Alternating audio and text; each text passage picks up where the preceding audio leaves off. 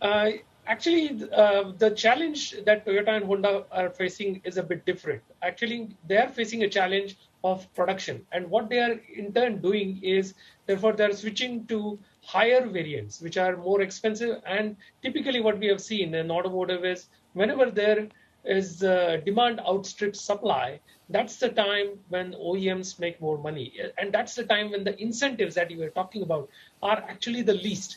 You don't have to incentivize because the customers are pulling the cars. If there are waiting lines, the OEMs and the dealerships tend to make more money, and therefore the pressure on Toyota and Honda to pay incentives to the dealers is that much more lower.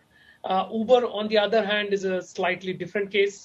They would have to incentivize their drivers to be on road during the pandemic period. So both these incentives will work differently for these two Wow, companies. but I mean, for a car maker, Vivek, this is the sort of the best of all worlds, is it not? Right? This is making hay not while the sun shines, but making hay while the semiconductor chip shortage continues. I mean, they're able to not pay dealers as much incentive to get the cars off the floor, and they're able to charge consumers more margin for fancier cars Right. because I guess supply is limited. Is that the story?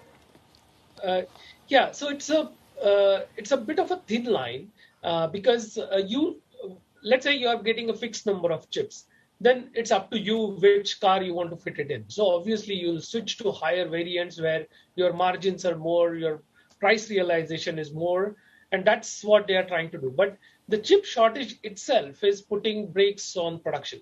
So I don't think any of the automakers are thinking that, oh, let the chip shortage stay and I'll make more money. No, it's not that.